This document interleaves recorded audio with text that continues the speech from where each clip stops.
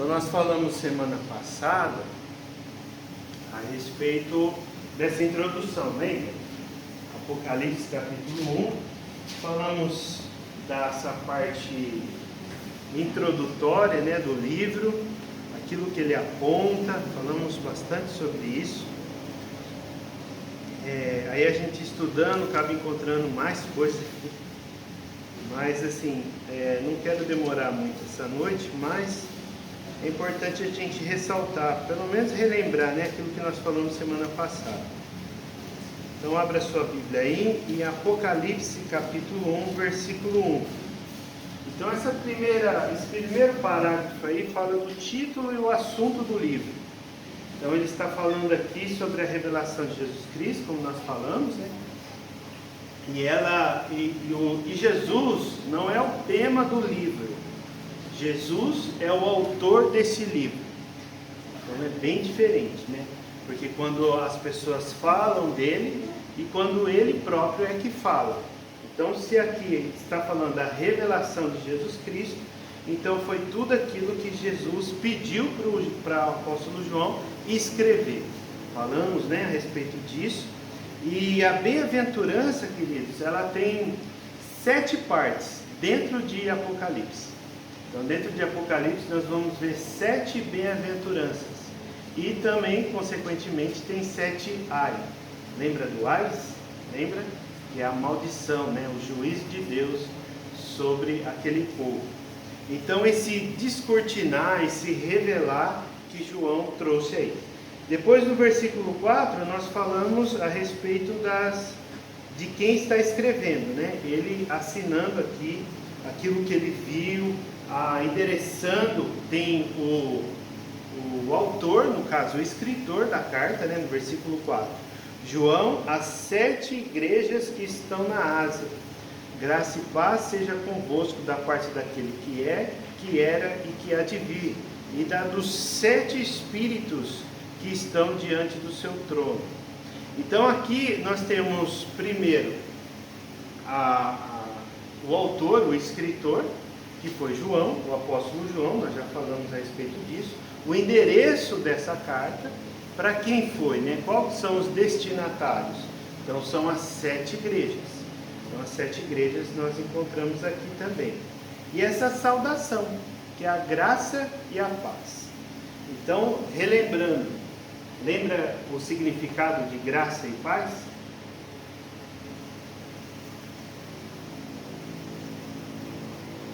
Chuta, pode chutar. Pode chutar. Alguém lembra? Graça e paz. Por que você cumprimenta seu irmão com a graça e a paz do nosso Senhor Jesus? Desejamos o favor de Deus sobre O favor de Deus. O que mais? Quem arrisca, não petisca. Mais alguém? Ai, não. Fala alguma coisa. Porque eu gosto do meu irmão. Então a graça é um cumprimento provavelmente helenista. Lembra daquele que é helênico? É um povo, né, gentil que habitava em toda a Palestina lá. Era um povo greco-romano. Então esse povo era um cumprimento para alcançar essas pessoas. Então que é a graça, né? E a graça tem esse significado de graça mesmo, tá? Mas é só para alcançar esses povos gentios.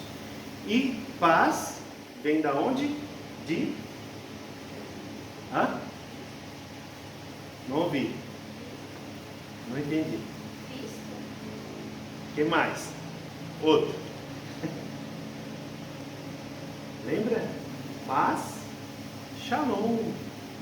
Então shalom é judaica, um cumprimento, uma saudação judaica. Então é esse o objetivo. Trazer esses 2 mundos, vamos dizer assim, nesse cumprimento, na nova aliança que é a igreja, ok? Então graça vem em cumprimento para alcançar os gentios e shalom, o shalom mesmo do povo judeu, certo? E também nós falamos dessa visão extraordinária a partir do versículo 9, falamos também a respeito disso. Então eu, João, que também sou irmão e companheiro na aflição. Outras traduções está falando sobre tribulação, né? Estou lendo aqui, mas tem aqui também. Então essa saudação, só para lembrar, esse processo, queridos, eu achei interessante isso daqui, que quero acrescentar nesse estudo. O processo pela qual essa revelação, né, chegou à igreja, teve 4 estágios. Olha só que interessante isso. O primeiro é Deus transmitiu a Jesus. Tudo isso que está escrito aqui no livro de Apocalipse, certo? Deus transmitiu a Jesus. E este, né, passou aos anjos, porque também teve muitas manifestações ali, que nós vimos a partir do capítulo 4 a respeito dos anjos, certo? E os anjos foram mediadores da revelação a João, que nós vimos também, né? Vocês estão lendo aí o livro de Apocalipse. E por fim, João a registrou por escrito para as igrejas. Então olha o processo que foi essa revelação de Jesus Cristo para chegar até nós, para chegar àquelas igrejas. Então aqui a cadeia vai de Deus para Jesus, para o anjo e para João e para as igrejas. É nesse ponto que tem o início da ideia da soberania de Deus. Então nós encontramos na teologia esses princípios aqui dentro desse capítulo. Nós encontramos a doutrina de Deus, que é a soberania dele. Nós encontramos a eclesiologia, a soteriologia também, por causa da salvação. Lembra? Eclesiologia se trata da igreja. O chamado, porque aqui a Bíblia diz, no versículo 6, diz assim, no capítulo 1: e nos fez reis e sacerdotes para Deus e seu Pai. A Ele glória e poder para todo sempre. Então esse reis e sacerdote é a função da igreja, né? O que nós fomos chamados para fazer? Nós temos que nos preocupar com a missão. O juízo é dele, não é nosso. Entende? Às vezes a gente quer trazer juízo sobre as pessoas pelos seus comportamentos. Só que essa carga, esse juízo, essa função é do próprio Deus, não é nossa. A nossa função é de nos tornar modelo para essa sociedade, sendo o que? Reis e sacerdotes. Lembra quando a gente falou semana passada a respeito de Êxodo, capítulo 19, versículos 5 e 6, que fala que Deus é o Senhor de toda a terra. Toda a terra é do Senhor. Então ali tem essa ideia que chamou esse povo, o povo de Israel, o povo judeu, para trazer essa dimensão, né, essa responsabilidade, né, essa peculiaridade de ser um povo exclusivo de Deus, mas também com responsabilidade, para ser modelo para as outras nações. E aí quem fala isso no Novo Testamento? Nós encontramos aqui João falando isso, e também o apóstolo Pedro, lembra? Que vós sois nação santa, sacerdócio real. Então aquele versículo bem conhecido, né? Salvo engano é 1 Pedro 2,9.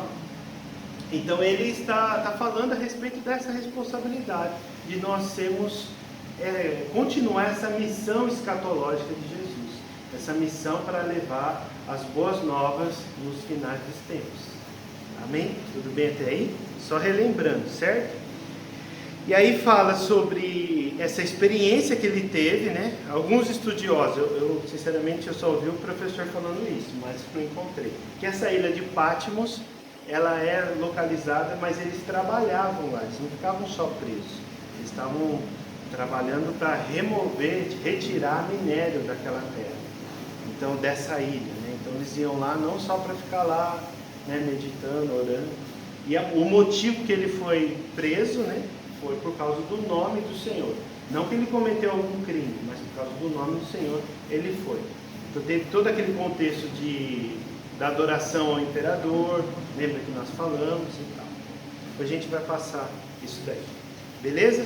Então qual que é a linguagem iminente, né? Tem como objetivo aqui, levar o leitor, nós que estamos lendo Apocalipse, a duas situações. A primeira, a expectativa. E a expectativa dessa iminência da volta de Jesus. A segunda é a responsabilidade. Então esses dois precisam andar juntos no corpo de Cristo. Não só para aquelas 7 igrejas, mas para nós também. Certo? O que mais que nós falamos? Tem outro conceito aqui que eu achei bem interessante, é a respeito do servo e escravo também. Então ele está falando bem no comecinho aqui, que ele é escravo, né? Ele é servo, servo de todos. Então ele está falando aqui, né? Também, irmão vosso, deixa eu ver se tem outra tradução aqui. Na Nova Almeida Atualizada, ele fala a respeito disso. E tem um contexto do quê?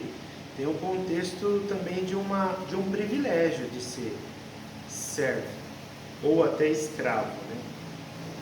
Por que esses estudiosos estão falando isso? Porque eles estavam representando aquela família. Então, quando existe um policial militar, por exemplo, ele está representando o Estado, né? Um policial federal está representando essa república, né, federativa que é o Brasil. Então, quando nós viemos para, por exemplo, um chefe de família está indo lá fazer tal coisa no cartório, está representando aquela família. Então, esse empregado, esse escravo, esse servo, ele tem essa conotação, né, de trazer essa mensagem, mas também essa responsabilidade, né? Designava também como uma honra, né? Uma honra que ele estava vivendo. Então, trazendo para a nossa vida, o que a gente pode trazer? Isso, esse privilégio, né? A gente já está imaginando tudo isso, mas esse privilégio de levar o nome de Cristo. Entende? Essa responsabilidade de levar o nome de Cristo. Nós somos servos, nós somos escravos de Cristo, porém, nós temos essa honra, esse privilégio de estar anunciando a boa notícia para as pessoas. Ok? Alguma pergunta? Glória a Deus. Nós falamos também o significado de alfa e ômega, né? Vocês lembram, né? Alfa e ômega. O que era mesmo? Vou esperar vocês responderem, não tem problema não. 9h30 a gente acaba. Isso, começo e fim, né? O princípio e o fim. Só que alfa e ômega é da que origem? A gente falou semana passada. Grego? Isso, grego, justamente. Ela nem veio. Glória a Deus. Então, queridos, nós temos essas coisas aqui que nós falamos semana passada. E aí nós entramos. E o último versículo do capítulo 1 que nós lemos diz assim: quanto ao mistério das 7 estrelas que você viu na minha mão direita, e quanto aos 7 candelabros de ouro, as 7 estrelas são os anjos das 7 igrejas, e os 7 candelabros são as 7 igrejas. Esse versículo é chamado como uma chave hermenêutica. O que significa isso? Graça e paz, tudo bem? Então, o que significa isso? Significa que é desse versículo que vai trazer a interpretação de toda a narrativa que a gente vai fazer, entendeu? Que nós, lendo, né, cada leitor faz desse texto. Então é a chave hermenêutica, aquilo que vai abrir essa porta. Então ele significa, as 7 estrelas são os anjos, e nós entendemos, né, semana passada, lembra? Apocalipse capítulo 1, versículo 20. Aí ele vai falar sobre os anjos, que nós entendemos que são as pessoas. Então lá no Menorá, não sei a palavra certa, porque 7, então as 7 igrejas da Apocalipse.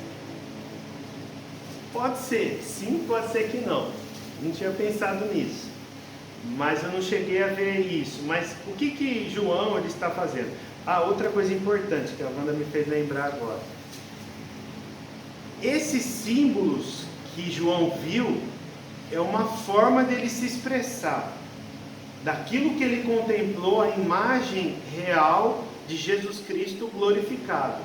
Não quer dizer literalmente que aquilo que ele viu é isso, mas é a forma que ele conseguiu comunicar. Porque se ele ficasse falando literalmente essas coisas que ele viu, ele ia diminuir muito o esplendor da glória de Deus, entende? Então, como que ele ia descrever esse negócio indescritível, né? Como que ele ia mencionar isso que é tão glorioso? Então, qual que é a imagem que se aproxima disso que as pessoas iam entender? Então, ele usou esses 8 símbolos.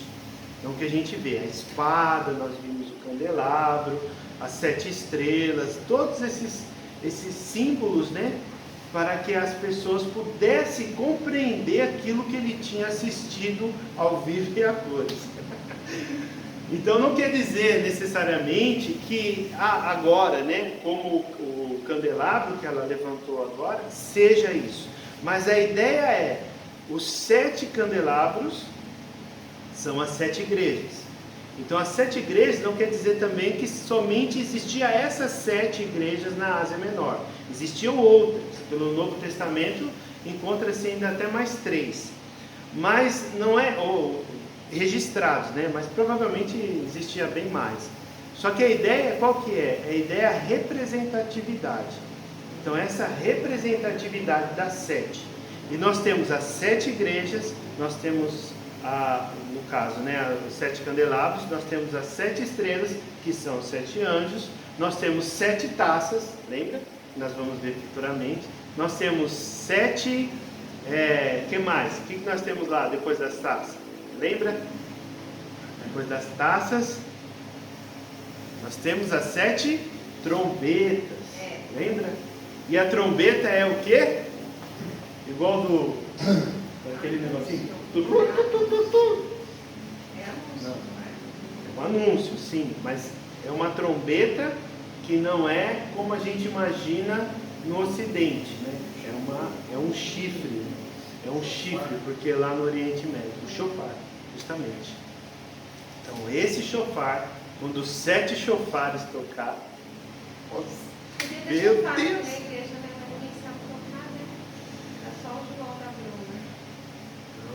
Vai se levantar outros aí. Em nome de Jesus. Em nome de Jesus. Eu falei pro Cláudio há uns 3 anos atrás, eu quero chofar, quero chorar. Ah, é? Olha aí.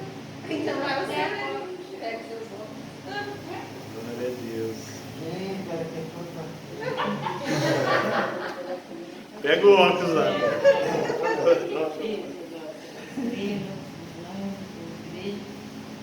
Amém? Glória a Deus. Então aí sim, querido, dito tudo isso que nós relembramos aqui até agora, nós vamos entrar na primeira carta. E aqui eu quero andar mais devagar. Essa primeira carta. Se assim Deus permitir, nós queremos fazer uma por vez, né? Oi? No 2, isso, 2:1. Então a primeira carta é a carta à igreja que está em Éfeso. Então, pelo aquele mapinha, né, que a gente mandou lá no celular, ela é a primeira. Aí a gente fica pensando, Deus pode, Deus é soberano, Deus é o Todo-Poderoso, onisciente, onipresente. Ele pode pedir para um anjo ir lá levar essa carta, certo? Pode? Sim, ele é Deus. Mas provavelmente isso não aconteceu. Porque, imagina, o anjo chegava para o pastor, ó, Jesus mandou te entregar. O pastor já... Isso. Então, provavelmente, as pessoas que visitavam foram lá levar essa carta. Assim entendo eu. Tá? Assim, essa é a minha interpretação aqui. Daquilo que até agora eu consegui encontrar. Então, Jesus diz aqui, ó, primeira coisa, ao anjo da igreja em Éfeso, escreva. Então essa primeira frase significa muito. Se a gente está considerando que é o pastor daquela igreja, então ele está falando o quê? Escreva para ele. Então Deus começa a comunicar com quem? Quando existe uma congregação, sempre é o pastor. Deus pode usar uma outra pessoa para se comunicar? Pode. Pode ser algum membro, mas sempre a palavra vai chegar no pastor, presidente da igreja local. Porque às vezes, não, Deus, tem aquelas profetadas, né? Deus está me mostrando isso e aquilo outro e não sei o que, e o xerecanta e tal, mas o pastor que está ali, né, líder da congregação, não está sabendo de nada. Então, é lógico, se Deus falar, o pastor vai sentir que aquele irmão está cheio do Espírito Santo e vai entregar aquela palavra para ele, não para a congregação. Entende? Nós aprendemos isso já há muitos anos, né? E só que o que acontece? O que é interessante? Depois que Deus entregou aquela sequência, lembra dos 4 fases? Aí chegou para João escrever, ele escreveu para o anjo. Aí depois esse anjo da igreja, que é o pastor, que leria essa informação para toda aquela comunidade. E essa era uma carta, esse era um livro que ia circular naquela região, não ia ficar só num lugar. Entende? Então olha só que tremendo que é isso. E ele pediu, escreva. Que interessante que é isso, queridos. Quanto Deus tem falado com a gente e a gente não escreve.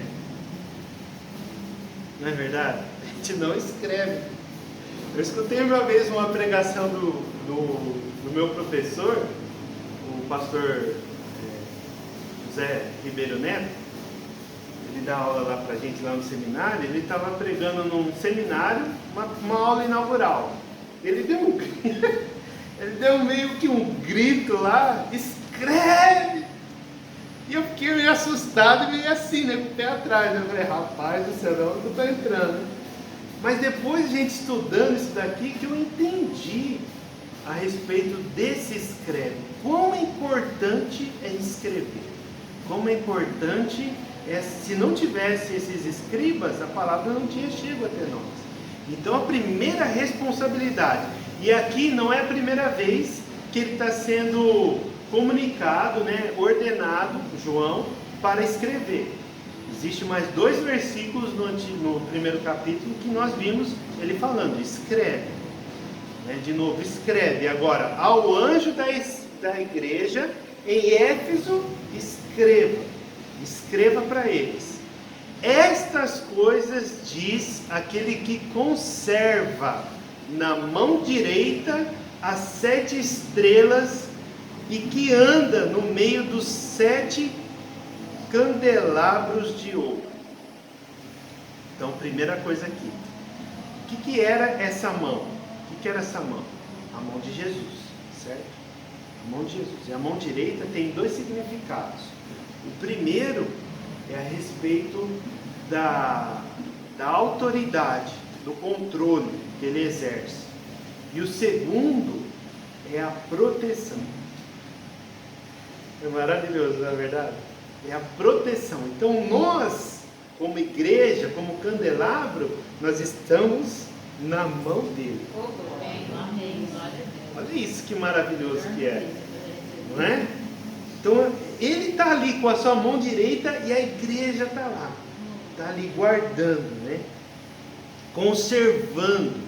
Estas coisas diz aquele que conserva na mão direita as 7 estrelas. Então os 7 pastores e as 7 igrejas, de uma forma representativa. Então se nós olharmos para a Igreja Batista Nova Aliança, lá do Jardim Zavanello, do interior de São Paulo, está na mão dele, entende? Então essa é a primeira coisa que a gente vê. Aí o que ele diz? Essa é a autoridade, né? Quando aquele escriba for ler, ele sabe da parte de quem está falando, que é o autor deste livro, que é Jesus Cristo. Amor, deixa eu só fazer um comentário. Sim. Muito forte. Teve uma moça, ela veio fazer um encontro com Deus, isso já há uns 15 anos atrás. E ela fumava, e ela chegou aqui e ela não quis ficar. Porque ela, quando pediu para... A Lorena já fez um pouco? Não. Viu algumas coisas? Quando solicitaram algumas coisas naquele dia, e ela fumava, né? E aí ela não quis abrir mão disso.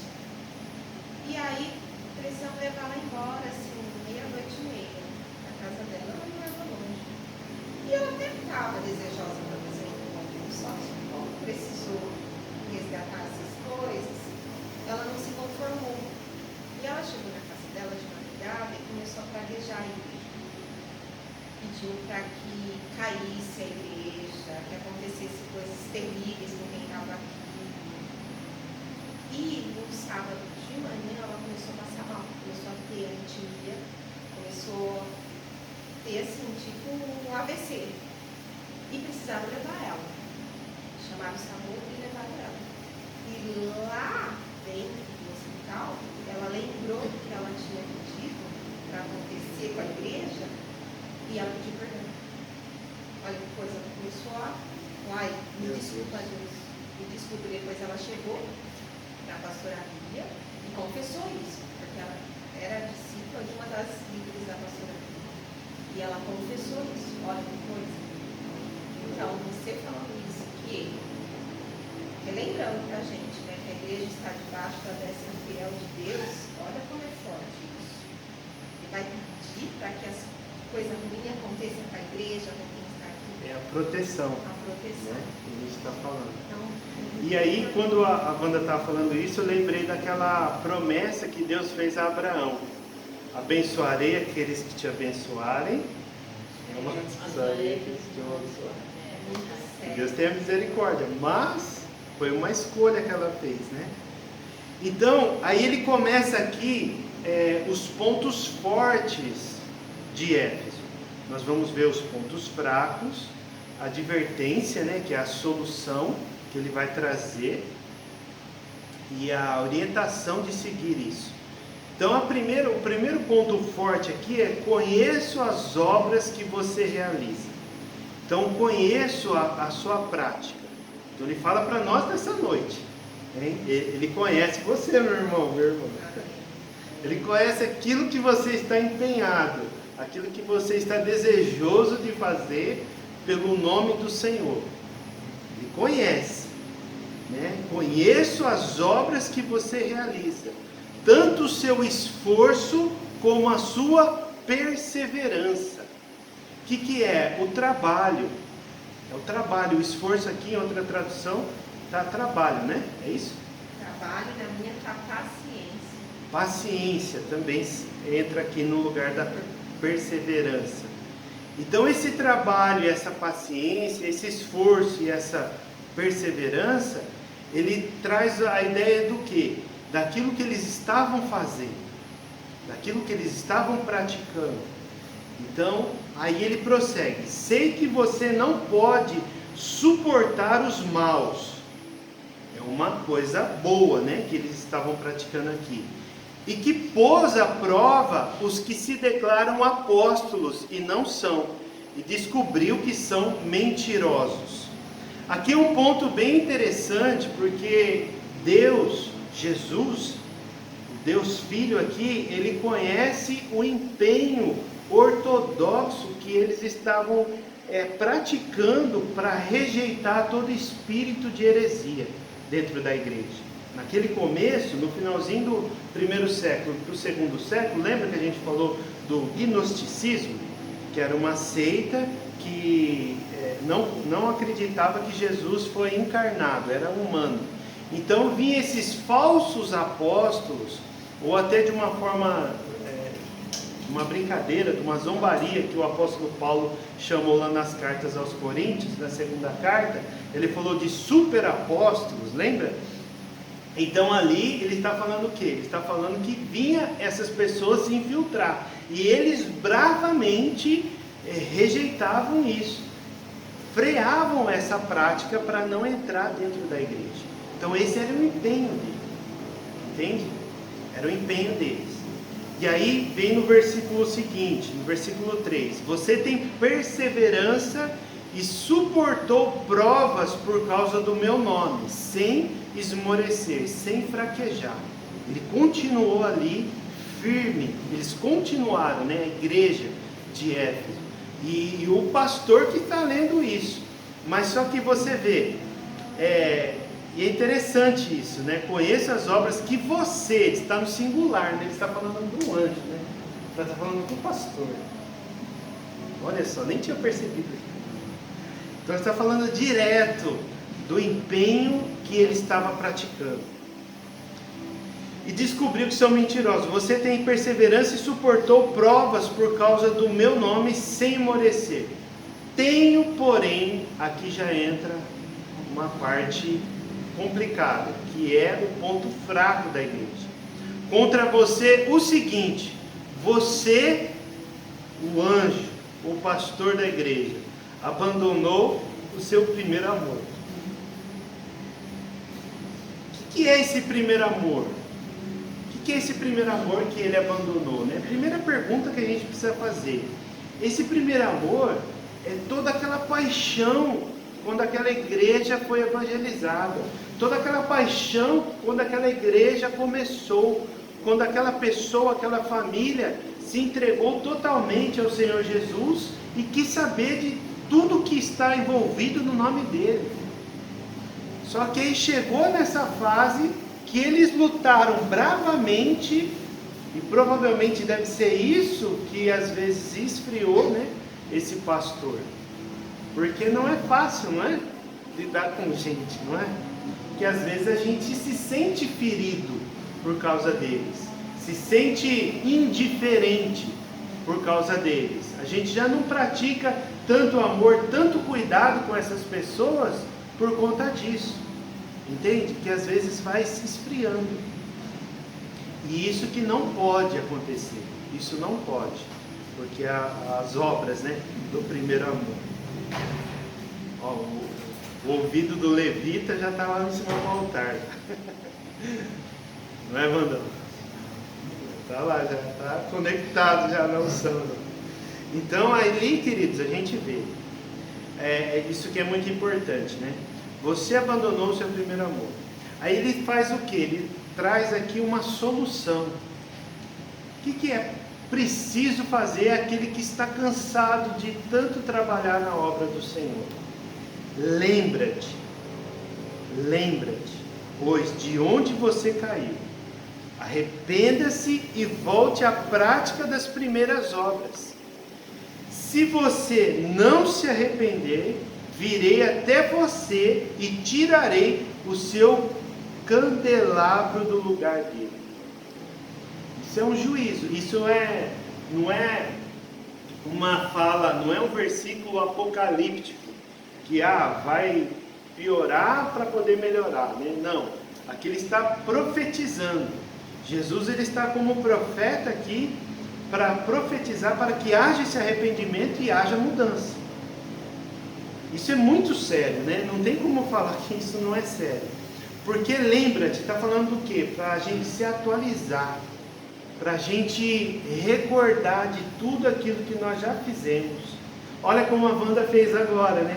15 anos atrás ela voltou aqui, através desse versículo. Então aquilo que nós fizemos no começo, o que você fazia no começo pelo amor do Senhor? Né? Qual que era seu entusiasmo, a sua empolgação por causa do Senhor? Não foi por causa das pessoas, porque principalmente porque você não conhecia qual que era o tipo de pessoa que você ia evangelizar. Mas nós fizemos isso, né? O pastor aqui, o anjo da igreja de Éfeso, fez isso. Só que ele precisava fazer o quê? Lembrar o que aconteceu que ele parou. Por que ele parou?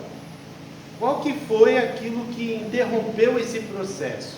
Então ele precisava se arrepender. Esse arrependimento precisa ter mudança, porque senão vai ter sérias consequências. O candelabro vai ser tirado. Querido, se você olhar hoje, lá na Europa, tem igrejas que estão virando bares. Já viu? Pode pesquisar na internet aí que você vai encontrar. Alguém já até encontrou. Está virando um boteco.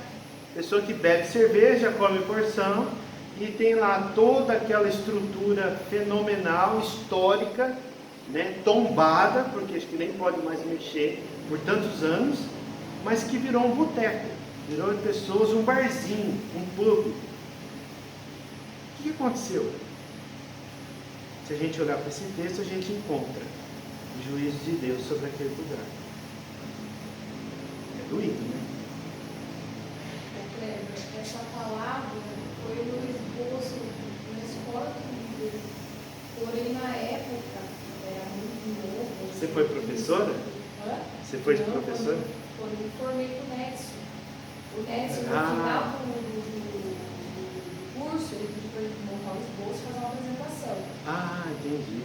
Então, eu lembro até hoje que Glória foi a Deus. essa palavra. Mas assim, na época, eu usei como se fosse nós pessoas comuns, não olhando hoje com o entendimento que é um anjo, que é como falar, né? Aquele que está, né? É forte, né, Brasil? É forte, Brasil. Meu Deus, Isso cara. significa retirar o candelabro. Sim. Retirar o candelabro é isso, é apagar, extinguir, né? É fechar a igreja, paralisar a obra. Na época eu usei o candelabro pensando na luz, na chama, né? E Jesus também, na sim, vida da pessoa, né? é isso que a gente ia até chegar, mas já que ela adiantou, é interessante porque essa é a luz. Lembra lá do sermão do monte? Que fala que vós sois a luz do mundo. Então a igreja é para quê? Para iluminar. A igreja é para iluminar. O candelabro, qual que é a finalidade dele? Iluminar. É diferente o candelabro, né? A menorá do candelabro, tem aquele outro nome lá que eu esqueci, que é 9, né? Tem 9 lá, pontinho, que já é da festa do Hanukkah. Mas esse é 7. Então é iluminar, entende? Aí perde-se isso. Perde aquele poderio. Então vai estar uma menorá, no caso, né? Lá apagada, para quê? Vou tirar ela. Não está servindo para isso. Então por que às vezes as pessoas saem da igreja? Né? Jesus amado. Mas desse exemplo que o senhor deu aí das igrejas que viraram bar, vai além até, né?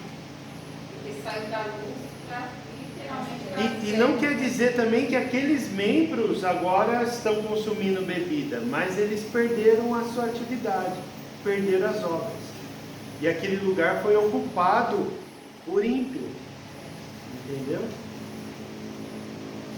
E trágico ainda seria se eles mesmos tivessem consumido, então. Aí